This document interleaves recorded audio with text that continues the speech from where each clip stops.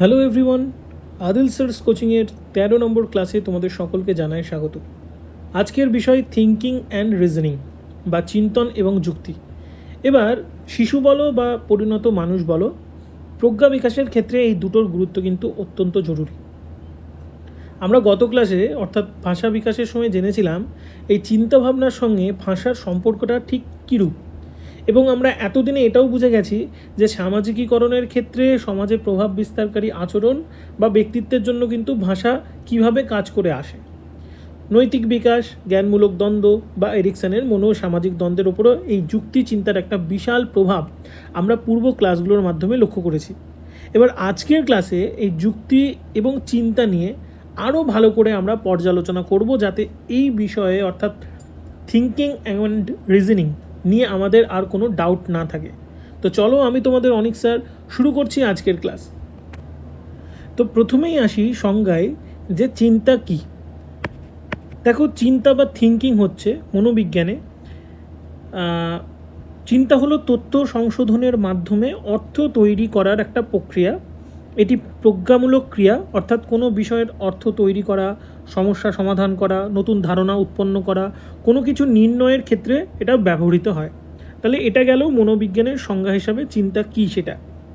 অর্থাৎ আমরা বলতে পারি যার মাধ্যমে আমরা সচেতনভাবে মস্তিষ্ককে ব্যবহার করে আমাদের চারপাশের জগৎকে উপলব্ধি করতে পারি, পারিপার্শ্বিক জগৎ বা বিশ্ব সম্পর্কে ধারণা গঠনের ক্ষেত্রে, ব্যাখ্যাকরণের ক্ষেত্রে বা মনের ভাব ব্যক্তকরণে সাহায্য করতে পারি, তাকেই আমরা বলতে পারি চিন্তা, চিন্তন বা থিঙ্কিং।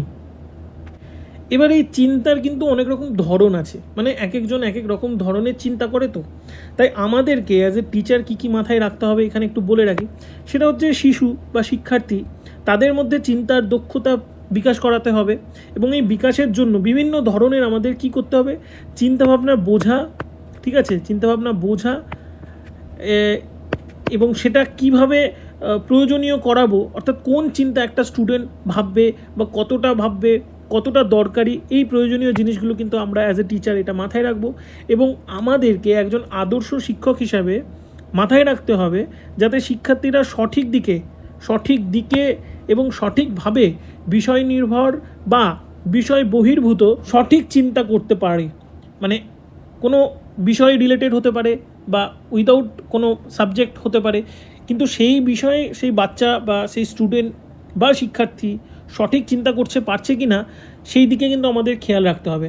তার জন্য আমাদের কি করতে হবে, চিন্তার যে প্রক্রিয়া আছে সেগুলো সম্পর্কে তাদেরকে সঠিক জ্ঞান দিতে হবে। ওকে, এবার আমরা চলে যাব সেটা হচ্ছে চিন্তার কিছু বৈশিষ্ট্যের দিকে। এগুলো জেনে নিলে আমাদের অনেক সুবিধা হবে। তাহলে চিন্তার বৈশিষ্ট্যগুলো কি? দেখো, প্রথম যেটা আছে সেটা হলো চিন্তা হলো মানসিক প্রক্রিয়ার ফলাফল, অর্থাৎ চিন্তার উপর নির্ভর করে মেন্টাল প্রসেস। মানে চিন্তার উপরই তো, মানে চিন্তাটা তো একটা মেন্টাল প্রসেস, ঠিক আছে। কোনো ভালো চিন্তা করলে ভালো ফল, ভালো মেন্টাল প্রসেস, মানে পজিটিভ। নেগেটিভ হলে সেটা নেগেটিভ। তো এটা হচ্ছে পুরোপুরি একটা মানসিক প্রক্রিয়া। মানসিক প্রক্রিয়া মানে এটা হচ্ছে কি বলতো, এটা হচ্ছে প্রজ্ঞা, আমাদের বলতে পারি এটাকে প্রজ্ঞা প্রক্রিয়ার সর্বোচ্চ স্তর। সর্বোচ্চ স্তর হচ্ছে আমাদের কিন্তু চিন্তা, মানে প্রজ্ঞা প্রক্রিয়ার সর্বোচ্চ স্তর হলো আমাদের চিন্তা, এটা আমরা বলতে পারি। দ্বিতীয়টা কি আছে দেখো, চিন্তার মাধ্যমে ব্যক্তি সৃজন ক্ষমতা, কল্পনা শক্তি, যুক্তি প্রদানের দক্ষতা ইত্যাদি করতে সমর্থ হয়, অর্থাৎ চিন্তা প্রজ্ঞামূলক কার্যকলাপ। আমি প্রথমেই বললাম প্রথম পয়েন্টে যে প্রজ্ঞা প্রক্রিয়ার সর্বোচ্চ স্তর, এটা কিন্তু সর্বোচ্চ স্তর, সর্বোচ্চ মানে আলটিমেট নয় কিন্তু, হ্যাঁ, সর্বোচ্চ স্তর। তো যাই হোক, তার মানে কি, মানে চিন্তা ভাবনার অন্যান্য প্রক্রিয়া এই যে এগুলো বললাম, ধরো কল্পনা, স্মরণ, অর্থ, কোনো কিছুর বা কোনো কিছুর অর্থ ধারণা করা, ভাষার যে বিভিন্ন ব্যবহার, এইগুলো আমরা করতে পারছি চিন্তার মাধ্যমে, ঠিক আছে। তাই আমাদের কি প্রাথমিক স্তর থেকে, ঠিক আছে, এলিমেন্টারি স্টেজ থেকে কিন্তু আমাদের কি করতে হবে, কগনিটিভ ডেভেলপমেন্টের মাধ্যমে আমাদের যেহেতু চিন্তাটা শুরু হয়, তার জন্য এই দিকে কিন্তু আমাদের ধ্যান দিতে হবে। আর চিন্তার সঙ্গে কিন্তু আমাদের ভাষার একটা সম্পর্ক আছে, তাই তো। ল্যাঙ্গুয়েজ এবং থিঙ্কিং, এটার একটা সম্পর্ক আছে, এবং আগে থিঙ্কিং পরে ল্যাঙ্গুয়েজ আসে, কে বলেছিলেন, আমাদেরকে পিঁয়াজে বলেছিলেন। যাই হোক, এটা আমি আগের দিন ক্লাসে বলেছিলাম বলে এটা নিয়ে আমি আর বেশি বলছি না। তো এই গেল। আর কয়েকটা জিনিস বলে দিই, পরের পয়েন্ট 2 নম্বর পয়েন্ট হয়ে গেল। এবার আমরা চলে যাচ্ছি, সেটা হচ্ছে 3 নম্বর পয়েন্টে। 3 নম্বর পয়েন্টটা কী বলেছে?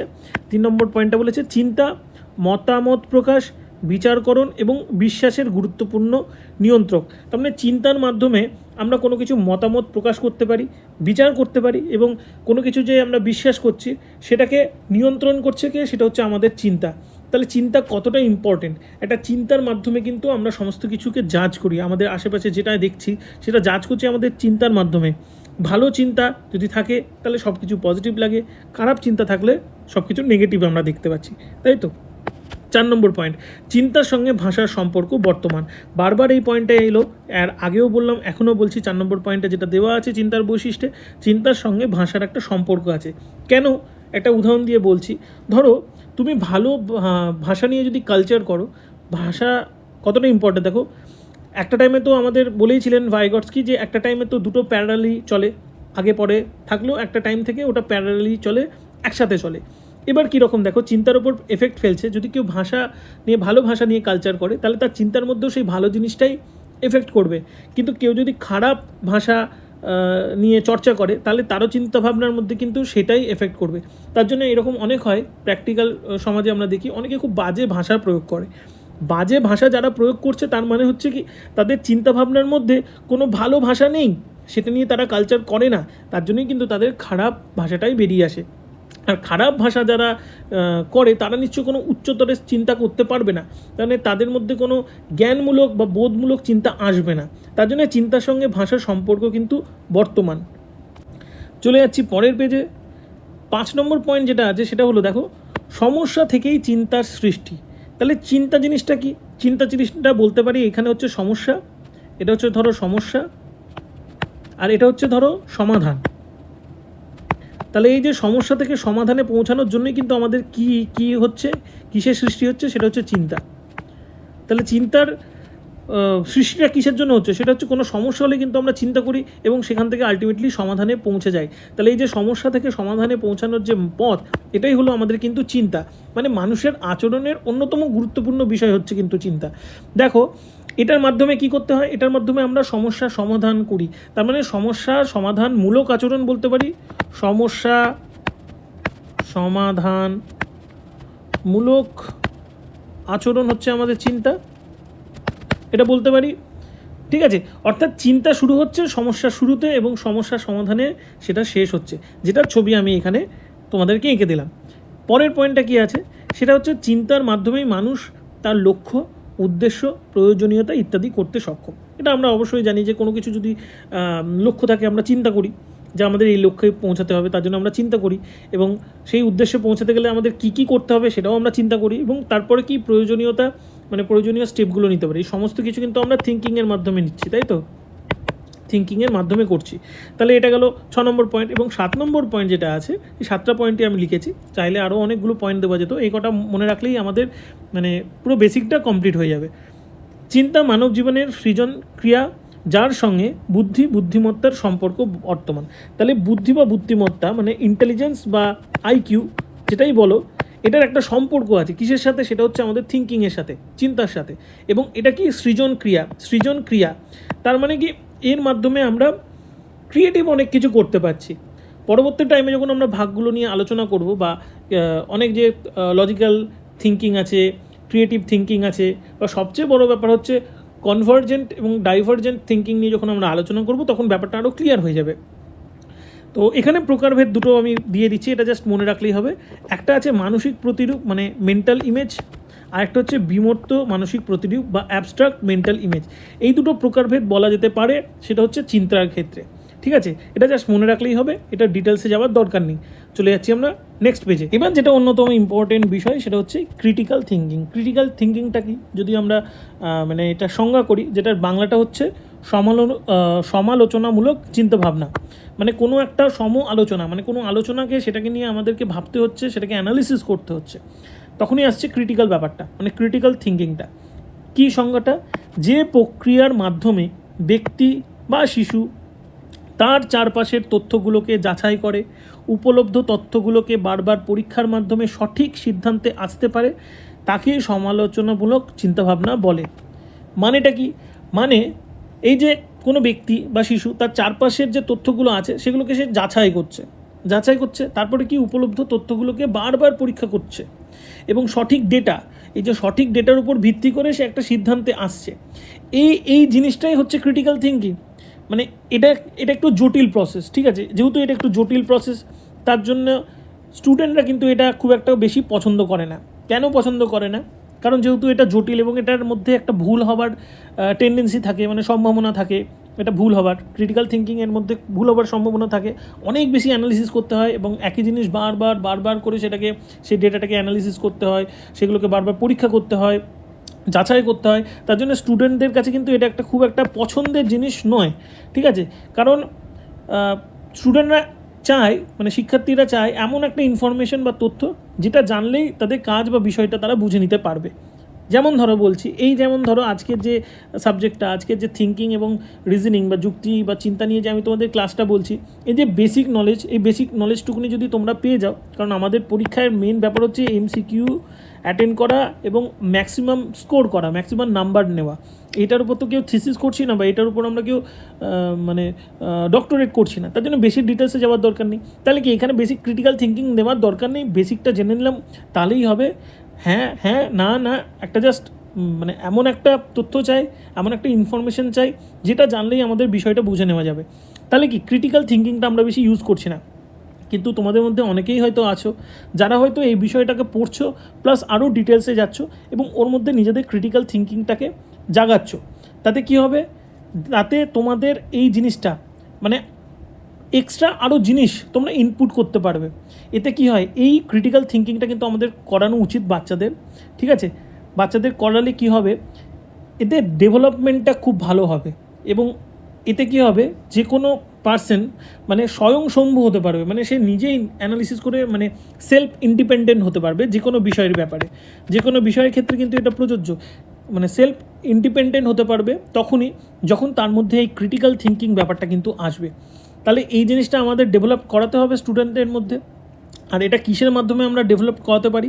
এই চিন্তার মানে এই বিকাশটা, মানে ক্রিটিক্যাল থিঙ্কিং, এই জিনিসটা আমরা করতে পারি যে কোনো বিতর্ক সভা, আলোচনা সভা, এইগুলোর মাধ্যমে কিন্তু আমরা এটাকে ঘটাতে পারি। এছাড়া আর কি করা যেতে পারে? এই যেমন ধরো সাবজেক্ট হিসাবে সমাজবিজ্ঞান, রাষ্ট্রবিজ্ঞান, দর্শন, বিভিন্ন জটিল সাহিত্য, কলা বা বিভিন্ন গবেষণামূলক কাজে কিন্তু আমাদের ক্রিটিক্যাল থিঙ্কিংটা লাগে। কারণ তখন কিন্তু এই ক্রিটিক্যাল থিঙ্কিংটা দিয়েই আমাদের ভাবতে হয়। তার মানে কি, এটা আমাদের দায়িত্ব যে একটা স্টুডেন্ট যেন ক্রিটিক্যাল থিঙ্কিংটা তার মধ্যে বিকাশ হয়, ক্রিটিক্যাল থিঙ্কিংয়ের বিকাশ যেন তাদের মধ্যে হয়, সেটা আমাদেরকে দেখতে হবে এবং সেটার বিকাশও ঘটাতে হবে। এবার দেখো এখানে স্টার দিয়ে একটা জিনিস লিখে রেখেছি, সেটা হচ্ছে মেটা কগনিশন। এই মেটা কগনিশনটা কী? এটা হয়তো অনেকেই তোমরা বইয়ে দেখেছো বা পড়েছো, তাও আমি এখানে সংজ্ঞাটা দিয়ে দিচ্ছি। এটা একটা চিন্তন প্রক্রিয়া। তার মানে মেটা কগনিশন কিন্তু একটা চিন্তন প্রসেস, মানে থিঙ্কিং প্রসেস, যার সাহায্যে কোনো একজন মানুষের চিন্তন প্রক্রিয়াকে বোঝানো হয়। কী হলো ব্যাপারটা? অর্থাৎ মানুষের যে প্রজ্ঞামূলক বিকাশ কিভাবে ঘটছে সেটা বুঝতেই সাহায্য করছে আমাদের কিন্তু এই মেটা কগনিশন। তাহলে মেটা কগনিশন কী সেটা আমরা ভালো করে বুঝে গেলাম। আরও বলতে গেলে যদি বলা হয় চেতনা সম্পর্কে বা প্রজ্ঞা সম্পর্কে যে জ্ঞান, সেটাই হচ্ছে মেটা কগনিশন। চিন্তা সম্পর্কে চিন্তা করা, সেটাই হচ্ছে মেটা কগনিশন। বা উচ্চতর চিন্তার যে দক্ষতা, সেটাই হচ্ছে মেটা কগনিশন। উদাহরণ হিসেবে বলতে পারি, কোনো সমস্যা সমাধানের জন্য যে উপযুক্ত দক্ষতা কৌশলের আমরা ব্যবহার করি, সেটা কিসের মাধ্যমে করি? সেটা হচ্ছে এই মেটা কগনিশনের মাধ্যমে করি। স্বমূল্যায়ন যে আমরা করছি, নিজেদেরকে যে মূল্যায়ন করছি, সেটাও মেটা কগনিশনের মাধ্যমে করছি। সংশোধন যে করছি, নিজেদেরকে যে সংশোধন করছি নিজেরা, সেলফ, ওই যে বললাম ক্রিটিক্যাল থিঙ্কিংটা তো জেগে গেছে তার, সে তো মানে স্বয়ংসম্ভূ, সে নিজেই করতে পারে। তাহলে এই যে স্বমূল্যায়ন, স্বসংশোধন, তার সমস্যা সমাধানের জন্য যে উপযুক্ত স্কিলগুলো সে ইউজ করছে, সেটা কিসের মাধ্যমে ইউজ করছে? সেটা এই মেটা কগনিশনের মাধ্যমে কিন্তু ইউজ করছে। ওকে, বোঝাতে পারলাম? চলে যাচ্ছি নেক্সট পেজে। যেটা আছে, যেটা আমি তোমাদেরকে বলছিলাম, একটা হচ্ছে কনভার্জেন্ট থিঙ্কিং, মানে যেটা হচ্ছে বাংলা অভিসারী চিন্তা, আরেকটা হচ্ছে ডাইভার্জেন্ট থিঙ্কিং, মানে অপসারী চিন্তা। এটা কে দেয়? এই প্রস্তাবনা দেয় আমাদের জেপি গিলফোর্ড এবং কেটো বা কিটো, এই দুজনেই কিন্তু প্রস্তাবনাটা দেয় এই অভিসারী চিন্তন কী বা অপসারী চিন্তন কী সে বিষয়ে। তো দেখো তোমাদের সুবিধার জন্য আমি বক্স করে দিয়েছি এবং এদের পার্থক্যটা আমি পাশে দিয়ে দিয়েছি। এবার প্রত্যেকটা পয়েন্ট ধরে ধরে আমি বলবো এবং সেটা অ্যানালিসিস করব। প্রথমেই যেটা আছে কনভার্জেন্ট থিঙ্কিং বা অভিসারী চিন্তনের প্রথম যে পয়েন্টটা লেখা আছে সেটা হচ্ছে একটি মাত্র সমাধান সঠিক। আগে আমরা অভিসারীটা পড়ব, তারপরে আমরা অপসারীতে যাচ্ছি। এমনিতেই যখন পার্থক্য আছে মানে এটার অপোজিটটাই এটা হবে, এটা আমরা বুঝতে পারছি। তাহলে অভিসারী চিন্তন বা কনভার্জেন্ট থিঙ্কিংটা কি? মানে এর সাহায্যে কোনো প্রশ্নের একটা মাত্র উত্তরে প্রকাশ করা যায়, মানে একটা মাত্র সমাধান সঠিক, যেটা প্রথম পয়েন্টটা দেওয়া আছে। অর্থাৎ ধরো এই যে এমসিকিউ আমাদের কটা থাকে? অপশান 4টে থাকে, কিন্তু ওই 4টের মধ্যে একটাই কিন্তু হবে সমাধান, একটাই হবে রাইট আনসার। তাহলে যে এই এমসিকিউ করছি আমরা, এটা কিন্তু আমাদের এমসিকিউ করার সময় যে আমরা চিন্তাটা করছি এটা কিন্তু আমাদের কনভার্জেন্ট থিঙ্কিং লাগছে তখন। ঠিক আছে, তার মানে কি অবজেক্টিভ মেথড মানে তথ্যভিত্তিক চিন্তাভাবনা আমরা করি। এবং এই ধরনের চিন্তার জন্য আমাদের কি দরকার হয়? তার জন্য আমাদের গতি লাগে, চিন্তার স্পিড লাগে এবং অধ্যবসায় প্রয়োজন। এই যে আমরা পরীক্ষার জন্য প্রিপারেশান নিচ্ছি, এর জন্য আমাদের আমাদের পড়তে হচ্ছে, পড়াশোনা করতে হচ্ছে এবং আমাদের একটা স্পিড রাখতে হচ্ছে, কারণ আমাদের টাইমের মধ্যে আনসারটা দিয়ে আসতে হবে। টাইমের মধ্যে আমাদের 150টা আনসার করে আসতে হবে। যে যতগুলো বেশি করবে এবং যত বেশি স্কোর করবে সে তত বেশি সিকিওর, রাইট? তাহলে আমাদের গতি দরকার হচ্ছে চিন্তার এবং অধ্যবসায় প্রয়োজন হচ্ছে, কারণ এটা অবজেক্টিভ। এর জন্য আমাদের কি করতে হবে? এর জন্য আমাদের পড়াশোনা করতে হবে এবং বুদ্ধিমত্তার সঙ্গে সম্পর্ক, ইন্টেলিজেন্স আমাদের রাখতে হবে। মানে ইন্টেলিজেন্স বা আইকিউ এর সাথে আমাদের কনভার্জেন্ট থিঙ্কিং যুক্ত এবং ক্লোজ এন্ডেড সলিউশন। মানে এখানে ক্লোজ এন্ড কোশ্চেন বা থিঙ্কিং আমরা করি মানে একটা জিনিসের জন্য হ্যাঁ বা না, এই জিনিসের মধ্যেই থাকি। মানে আর ডিটেলসে আমরা যাচ্ছি না, জাস্ট 4টে অপশানের মধ্যে একটা অপশান থাকবে রাইট, সেখানে আমাদেরকে টিক মারতে হবে। ক্লোজ এন্ড, ওপেন এন্ড নয়। ওকে, তার মানে কি? এটা আমাদের লজিকের উপর বেস করে করতে হচ্ছে। মানে কনভার্জেন্ট থিঙ্কিং আমাদের লজিকের উপর বেস করে করতে হচ্ছে। এখানে কিন্তু আমাদের ক্রিয়েটিভিটি লাগছে না। আমাদের কনভার্জেন্ট থিঙ্কিংয়ে কিন্তু ক্রিয়েটিভিটি লাগছে না।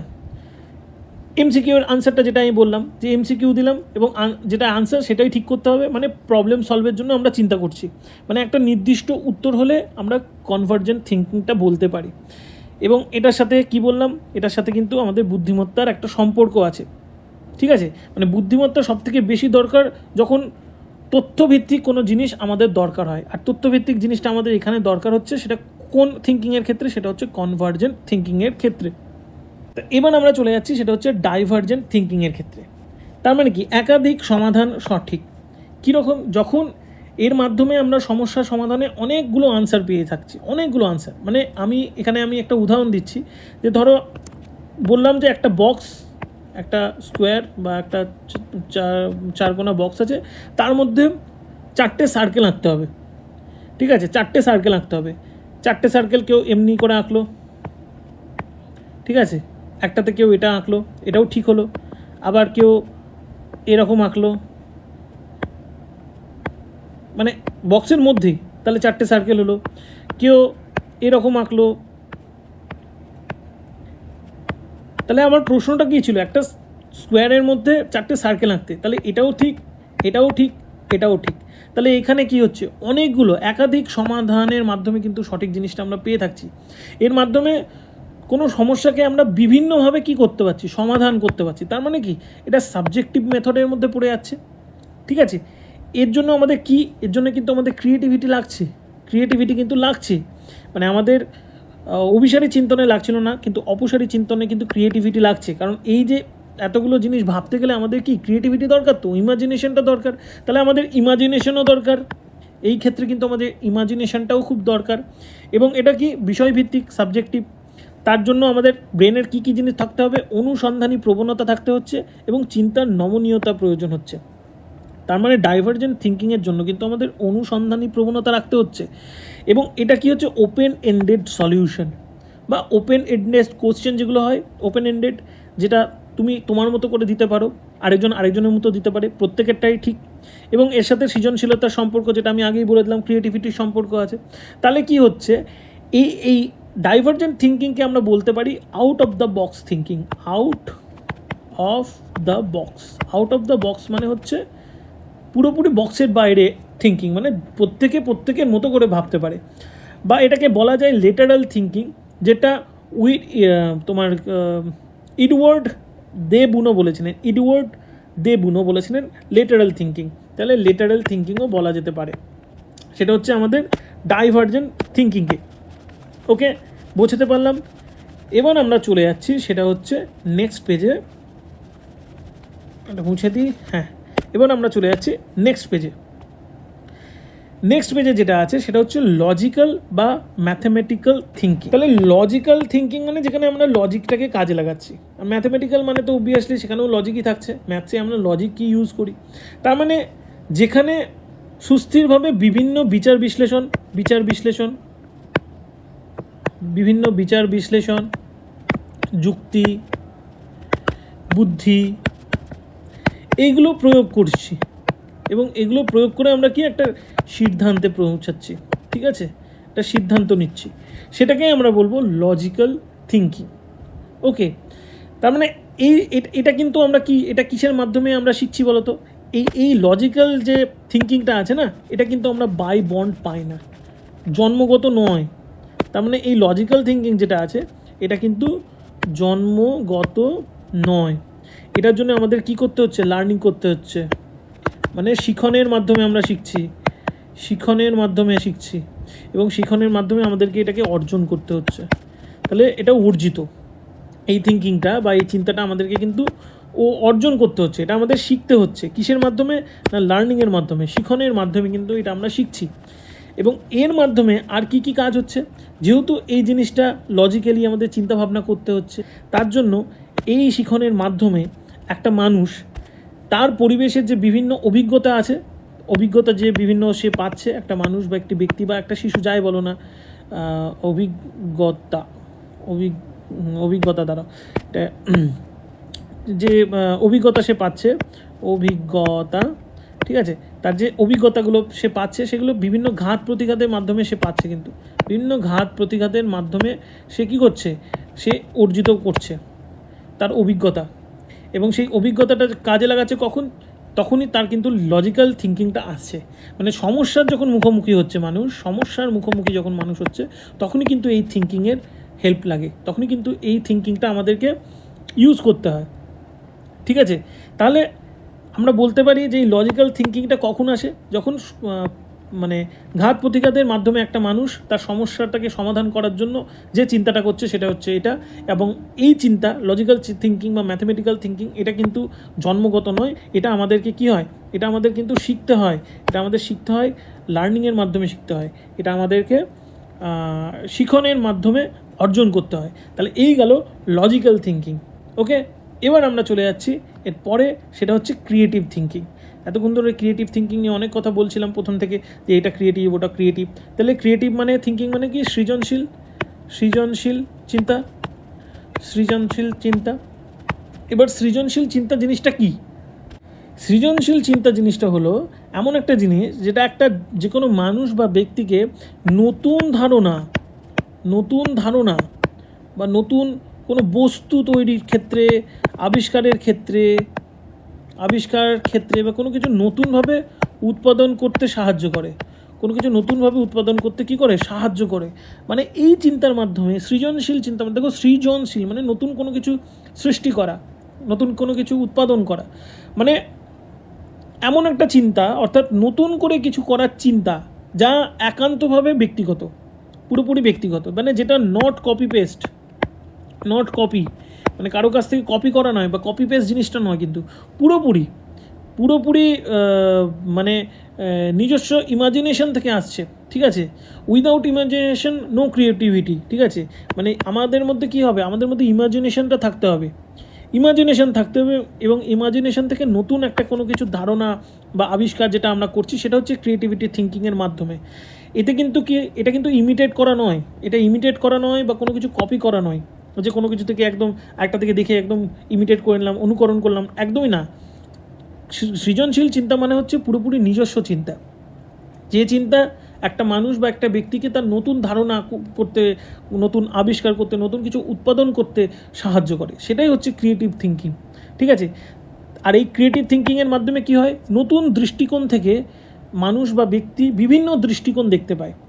যেমন ধরো আমরা অ্যাজ এ টিচার কী করতে পারি, বাচ্চাদের মধ্যে ক্রিয়েটিভ থিঙ্কিং করতে গিয়ে আমরা বিভিন্ন এই যে ওয়েস্ট আছে, যে বিভিন্ন যে বজ্র জিনিস আছে, সেখান থেকে একটা ভালো আর্ট ক্রাফট কি বানানো যেতে পারে, সেখান থেকে নতুন ক্রিয়েটিভ কোনো পেন্টিং কিভাবে করানো যেতে পারে, বিজ্ঞান প্রদর্শনী, এই সব জিনিসের মাধ্যমে কিন্তু আমরা ক্রিয়েটিভ থিঙ্কিংটা একটা স্টুডেন্ট বা বাচ্চাদের মধ্যে করতে পারি। মানে ভিন্ন চিন্তাভাবনার মাধ্যমে আমরা কিন্তু এই সৃজনশীল চিন্তাধারার মানুষ হতে পারি। তাহলে এই গেল ক্রিয়েটিভ থিঙ্কিং। ওকে, বোঝাতে পারলাম তাহলে ক্রিয়েটিভ থিঙ্কিংটা কি। চলে যাচ্ছি এবার নেক্সট পেজে, সেটা হচ্ছে যুক্তি। তাহলে এতক্ষণ ধরে আমাদের যে থিঙ্কিংয়ের বিষয়টা ছিল, সেই থিঙ্কিং কিন্তু আমাদের কমপ্লিট হয়ে গেল। এবার আমাদের আজকের সাবজেক্টের যেটা সেকেন্ড পার্ট ছিল, সেটা হচ্ছে যুক্তি কী, সেই যুক্তি নিয়ে আমরা আসবো। তাহলে এবার আসি যুক্তির সংজ্ঞায়। তাহলে মনোবিজ্ঞানে যুক্তি হলো সেই চিন্তামূলক প্রক্রিয়া। তাহলে এতক্ষণ চিন্তা কি আমরা জেনে গেছি, তাহলে চিন্তামূলক প্রক্রিয়া হচ্ছে কিন্তু যুক্তি, যার মাধ্যমে ব্যক্তি সমস্যা সমাধান করে এবং সিদ্ধান্ত গ্রহণ করে, যা যৌক্তিক চিন্তা, প্রমাণ, মূল্যায়ন, কার্যকারণ ফল সম্পর্কে চিহ্নিত করতে শিক্ষা দেয়। তাহলে যুক্তি কি, যে উপায়ে আমরা যৌক্তিক চিন্তা বা কোনো কিছুকে বোঝার চেষ্টা করি, ঠিক আছে, কোনো কিছু করার বা কোনো কিছু বোঝার চেষ্টা করি, সেই ক্ষমতাটাই হলো কিন্তু আমাদের যুক্তি, ঠিক আছে, যুক্তি বা রিজনিং। তাহলে রিজনিং হলো এটাই। আর এটা ব্যবহৃত হয় কি, কোনো সিদ্ধান্ত পৌঁছানোর ক্ষেত্রে, কিন্তু কোনো কিছু সিদ্ধান্ত গ্রহণ করার ক্ষেত্রে বা কোনো কিছু অনুমান ঘটানোর ক্ষেত্রে কিন্তু আমরা রিজনিংটা প্রয়োগ করে থাকি। এবং এই যে রিজনিং আছে, এই রিজনিং কিন্তু দুটো আছে। এই রিজনিংয়ের যদি ভাগ করা যায় তাহলে আছে দুটো। কি কি? একটা হচ্ছে deductive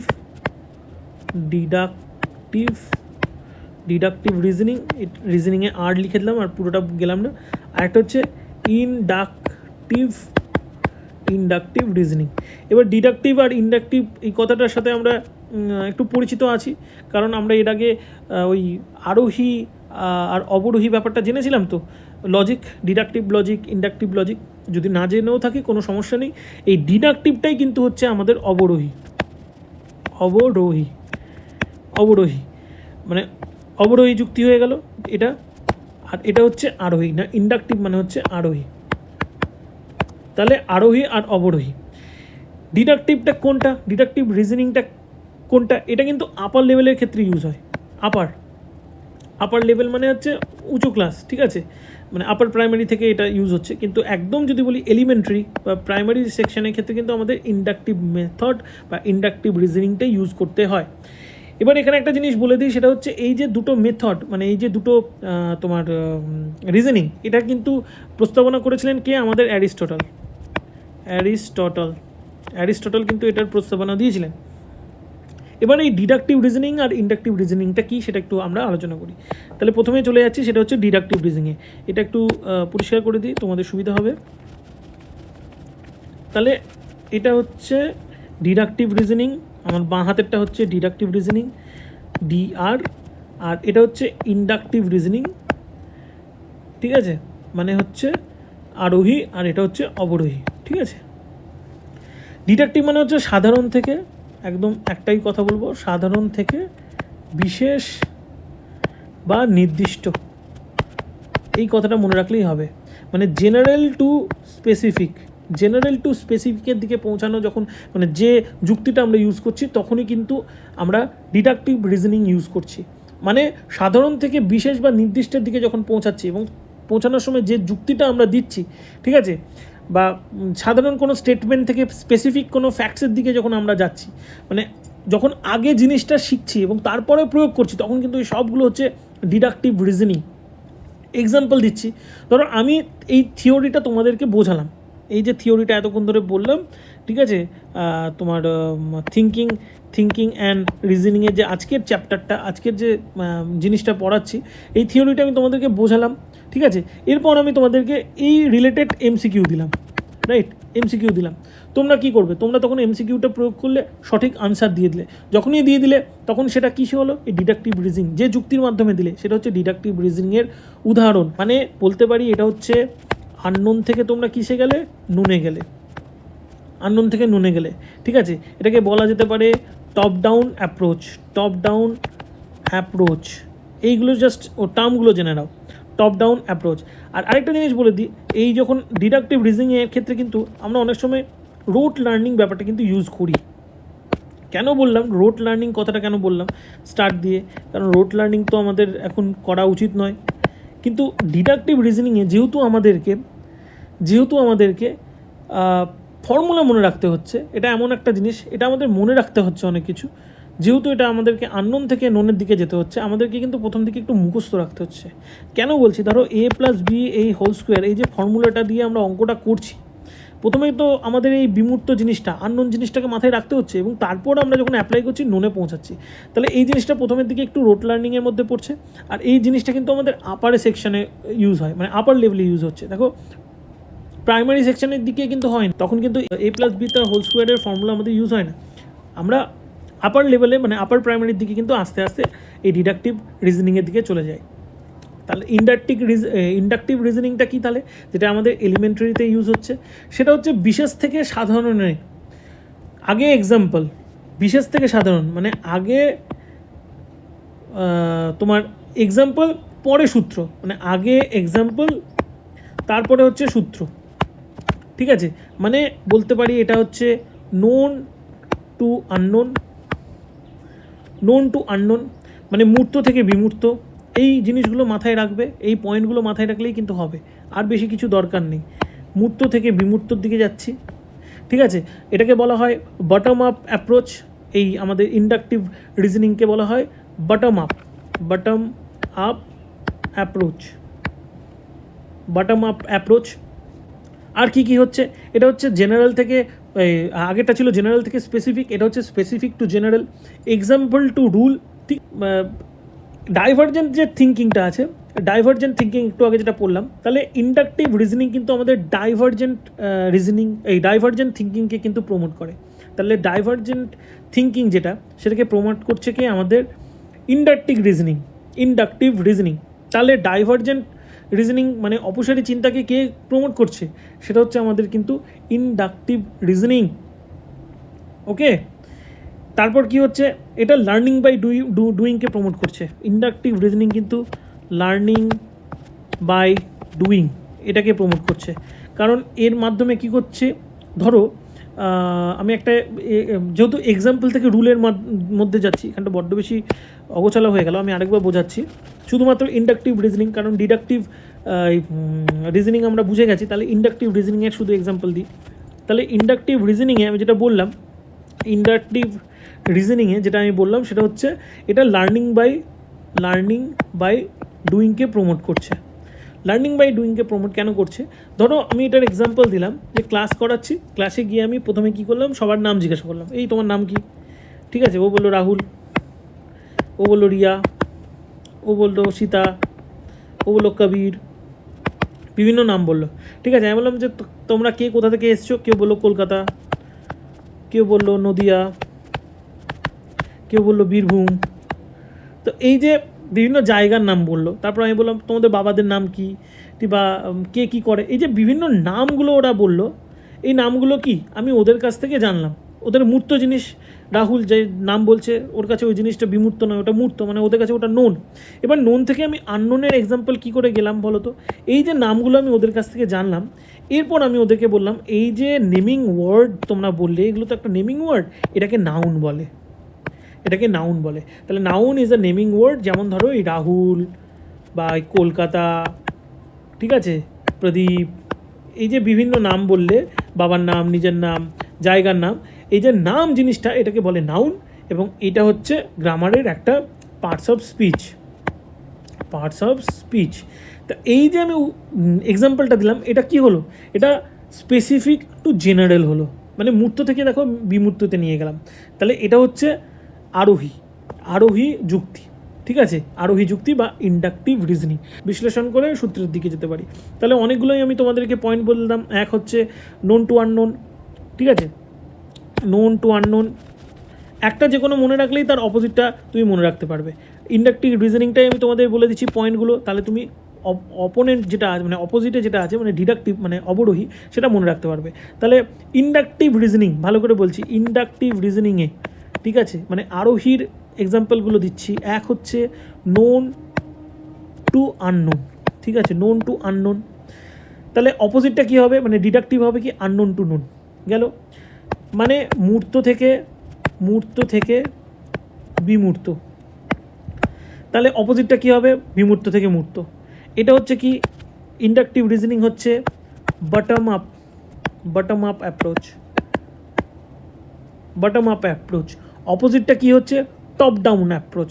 bottom up top down, দেখো বটম আপ টপ ডাউন, ঠিক আছে, bottom up top down approach উল্টে যাচ্ছে। এটা কিসের জন্য চলে যাচ্ছে, এটা ডিডাকটিভ রিজনিংয়ে চলে যাচ্ছে। আর এটা প্রমোট করছে কি ডাইভার্জেন্ট থিঙ্কিংকে কিন্তু প্রমোট করছে আমাদের ইন্ডাকটিভ রিজনিং।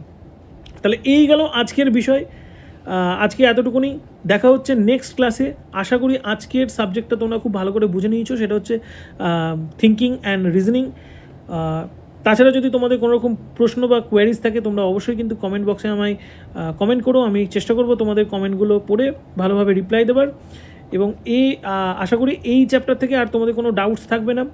বিগত কয়েকদিন ধরে আমি তোমাদেরকে ক্লাসগুলো করিয়ে গেছি, লাস্ট 3টে ক্লাস আমি পরপর করেছি, আমি কিন্তু কোশ্চেন আনসার এখনও দিইনি। এবার আমি তোমাদেরকে নেক্সট ক্লাসে চেষ্টা করবো একটা কোশ্চেন আনসারের সিরিজ দেবার, সেটা হয়তো প্রিভিয়াস ইয়ারের কোশ্চেন দিয়েও শুরু করতে পারি, বা মিক্স কোশ্চেনও দিতে পারি, বা হয়তো যে সাবজেক্টগুলো যে ক্লাসগুলো আমি তোমাদেরকে করালাম সেখান থেকেও কোশ্চেন দিতে পারি। তো যাই হোক, সেটা আমি একটা দেবো তোমাদেরকে। আর যদি তোমরা বলো না ক্লাস জাস্ট থিওরি ক্লাসগুলো আগে করে নিয়ে পরবর্তী সময়ে মানে কোশ্চেন আনসার দেবো, তাহলে সেটাও করতে পারি। তো যাই হোক, আজ এইটুকুনি। দেখা হচ্ছে নেক্সট ক্লাসে, next day. So take care and good by.